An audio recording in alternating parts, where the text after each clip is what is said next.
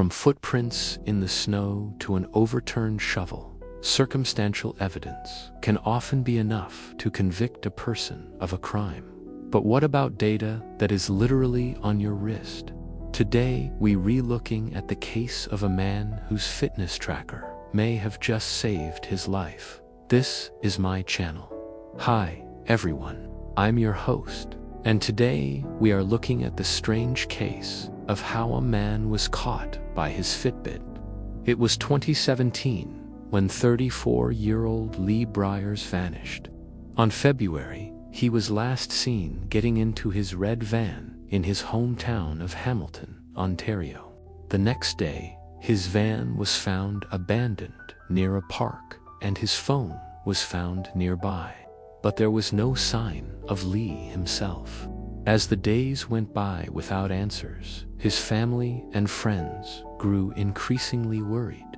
They put up posters with his smiling face and pleaded for him to get in touch. It must have been so frightening for them.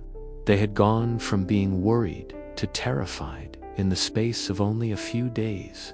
It wasn't long before the police became involved, and they began to look into Lee's disappearance. There was no record of him going abroad, and no suspicious activity on his bank account. They spoke to his family and friends, and they confirmed that he had absolutely no reason to suddenly disappear. He had a good job and a loving family. So why would he just vanish into thin air? On March, 3 weeks after Lee had disappeared, a member of the public came forward claiming to have seen him on March. He said that he had seen Lee walking along Highway 5 in the direction of Flamborough. However, this sighting was almost immediately discounted by the police, as Lee lived near this highway, and it was quite common for him to go walking along it. Then, on April, another sighting of Lee came in. A driver claimed to have hit something or someone while they were driving along Highway 6 South in the early hours of the morning. When they stopped to check, they saw a body, but didn't stop and call the police. Instead, they drove off. Why they did this will become clear later. After hearing about the accident, the police released a statement asking Lee or anyone who knew him to come forward and say if he had any injuries that might be consistent with being hit by a car. The description given by the witness and the subsequent appeal by the police made it clear that they thought that this was likely the same Lee that was reported missing. The police also urged anyone who had dash cams installed in their vehicles to check the footage in case it captured anything. One person who watched this appeal was none other than Lee's wife, Jennifer Penleo. She immediately went through all of the footage on her husband's dash cam, hoping to find some kind of clue. Then she noticed something disturbing. On February, the day Lee had disappeared, there was a clip that showed a silver minivan driving slowly past the passenger side of Lee's van. The clip also showed a man getting out of the passenger side of the minivan and walking around Lee's van. Jennifer immediately called the police to share what she had found. When the police checked the address where Lee had been last seen, they found his wallet, keys, and cell phone.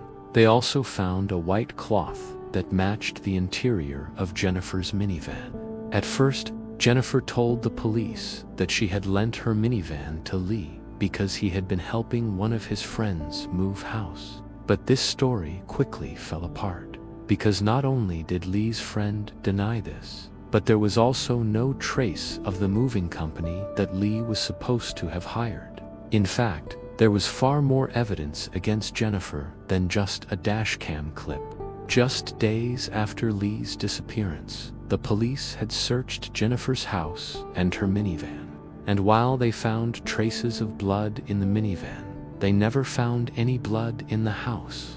In fact, it appeared as though she had cleaned the whole place thoroughly. Even worse, when they looked through Lee's laptop, they found that he had been searching for things like what happens when you die and is there life after death. which indicated that he knew he was going to die. Then there was the matter of the $120,000 life insurance policy that Jennifer had taken out on Lee just a month before he disappeared. While this wouldn't necessarily prove that she was behind his disappearance, it certainly made her look guilty. To make matters even worse, the police hadn't been able to locate Jennifer for most of the investigation. She had changed her phone number and had used a fake name to rent a new apartment. All of this meant that the police were beginning to suspect that Jennifer was involved in Lee's disappearance. However, they still needed evidence to charge her, which is where an unlikely source comes in. The police asked Lee's sister to hand over his Fitbit. These are extremely popular devices, especially among fitness fanatics. You wear them on your wrist, and they record everything from how many steps you take to how long you sleep for each night. Lee's Fitbit recorded all of his movements, and the police hoped that it could help them determine what happened to him. At first, Lee's Fitbit seemed to support Jennifer's alibi. On February, it showed that he left his home at 8:49 a.m. and went for a walk. It then showed that at 9:14 a.m. his journey ended and he returned home. This was exactly the same as his daily routine. But when the police carried out a deeper analysis of the Fitbit's data, they found something shocking. The police discovered that the Fitbit had actually recorded every step that Lee took on the day he went missing, and it turns out that he had never returned home at all.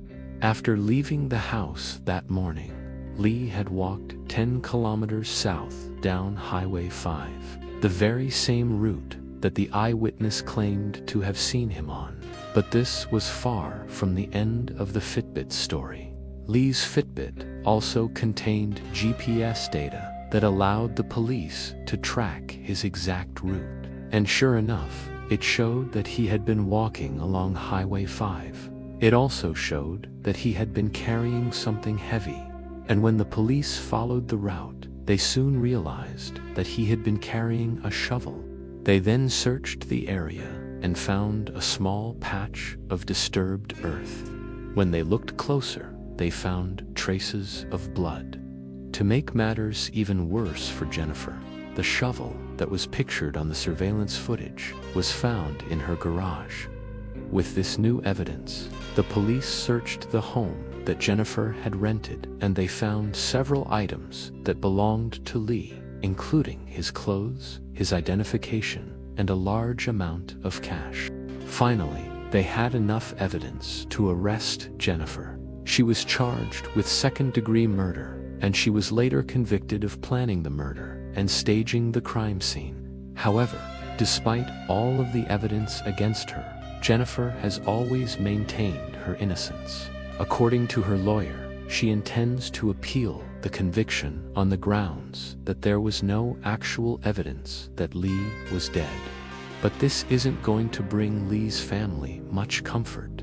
While they were able to lay their loved one to rest, they know that they may never know what really happened. To him, the only thing that we know for sure is that Lee was last seen getting into the passenger side of Jennifer's minivan. But why would he do this if he knew that she was going to kill him? Was he trying to protect her, or was he completely unaware of what was going to happen? Unfortunately, we may never know the answer to that. But what about the murderer? Why did Jennifer do what she did? Well, the obvious answer is money. In addition to the life insurance policy, she was also set to inherit $400,000 from Lee's estate. It seems that money was the motive here, which makes Jennifer's actions all the more despicable. But what do you think? Do you believe that Jennifer was truly innocent? And if not, why do you think she did what she did? Let me know in the comments below. And now it's time for you to make your voice heard. Please vote for the best case to be made into a future episode. As always, I want to thank everybody who voted in the poll. Your votes really help the channel to grow, and I appreciate each and every one of you. If you like this video, please make sure to subscribe. And if you really like the show, then why not treat yourself?